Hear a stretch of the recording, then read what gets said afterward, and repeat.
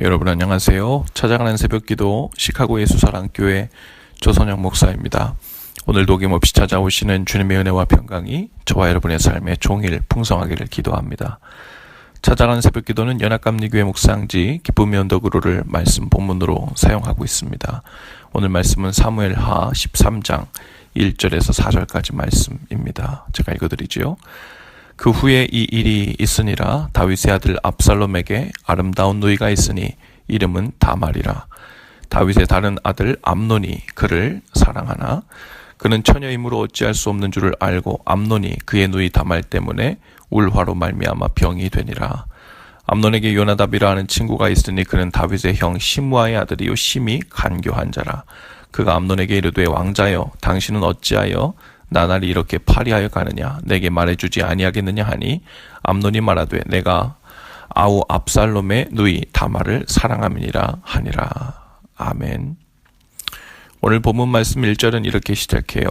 그 후에 이 일이 있으니라. 여기서 그 후에라는 것은 다윗이 우리아 장군의 아내였던 바세바를 범하고 난 후에 그 죄로 인해 다윗과 바세바 사이에 태어난 아이가 죽은 일을 말하죠.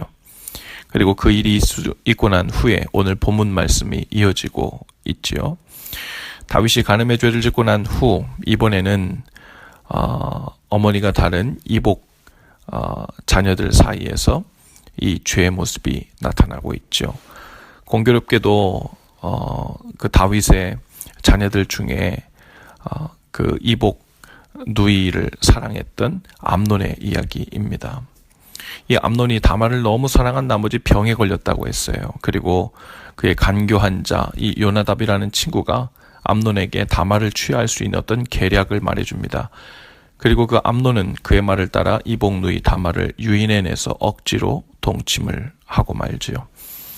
그런데 이상한 것은 처음엔 이 이복 누이 다말을 너무 사랑해서 암논이 병이 났다고 했었는데 강제로 동침을 하고 난 후에는 그 암논의 태도가 싹 바뀝니다.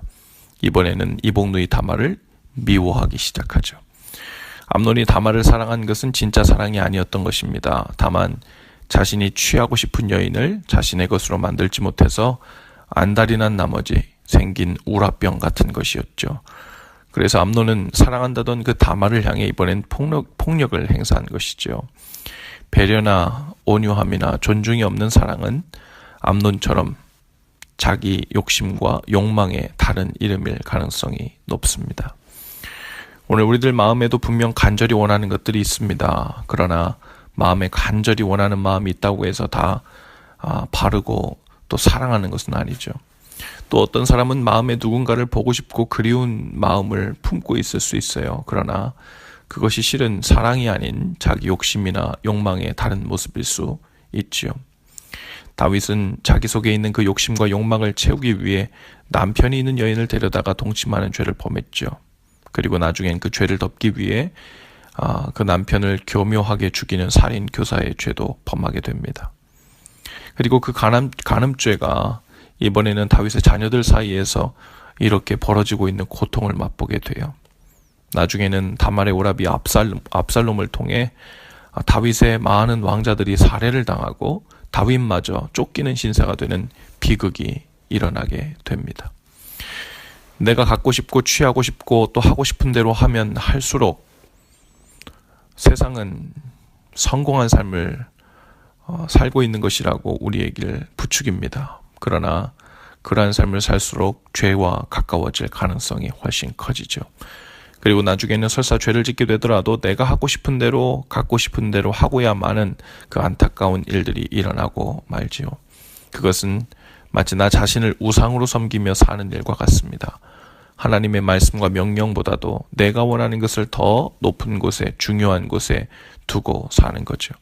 그것은 마치 하나님이 정하신 선과 악의 기준이 아닌 내가 원하는 대로 좋고 나쁨의 기준을 임의로 바꿔가며 기준 삼고 살려는 죄와 같지요. 오늘 우리는 어떤 소원과 간절한 바람을 가지고 있나요? 우리는 그것을 어떻게 빨리 이룰까? 어떻게 하면 속히 이룰 수 있을까를 먼저 고민하는 사람들이 아닙니다. 그 일이 하나님의 뜻 안에 있는 소원이고 바람인지를 먼저 구분할 줄 알아야 하죠. 우리의 간절한 소원과 바람이 무엇이든 그것이 하나님의 말씀과 명령에 대치되는 것이라면 내려놓는 일을 통해 하나님을 섬기고 사랑하는 고백으로 삼는 사람들입니다. 하나님, 날 사랑한다면 제가 원하는 것들을 당연히 주셔야지요. 하나님이 아버지시라면 자녀들에게 당연히 원하는 것을 주셔야 되는 것 아닙니까? 라는 식의 사랑은 하나님을 향한 사랑이 아니라 자기 사랑과 자기 욕구를 충족시키기 위해 하나님의 사랑을 이용하려는 것일 수 있습니다. 오늘 하나님을 향한 우리의 사랑이 바르고 진실할 수 있기를 바라요. 단순히 내가 원하는 것 무엇인가를 이루기 위해 하나님을 사랑하는 모습처럼 보이게 된다면 결국 내가 원하는 바를 성취한 다음에는 하나님과의 그 관계는 다시 무너지고 아무것도 아닌 것이 되고 말 가능성이 높습니다. 마치 암논이 다말을 강죄로 취한 후에 그 사랑한다던 마음이 일순간 사라지고 만 것과 같죠. 우리의 영원하고 변치 않는 사랑의 대상은 바로 하나님이십니다. 오늘도 하나님을 사랑하는 그 마음을 잘 지켜내고 가장 첫 번째 자리에 두고 사는 일에 승리하시는 저와 여러분들 다 되실 수 있기를 주님의 이름으로 축복합니다. 기도합시다. 주님, 오늘도 우리의 가장 간절한 소원과 바람을 주님을 더욱 사랑하는 것임을 알게 하여 주옵소서.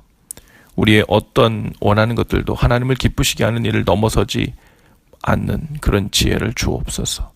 주님을 사랑하고 또 주님 안에서 허락하신 것들을 건강하게 사랑할 줄 아는 지혜와 은혜를 허락해 주옵소서. 예수님의 이름으로 기도합니다. 아멘. 여러분, 오늘도 예수 사랑으로 화이팅입니다. 내일 아침에 다시 찾아뵙지요.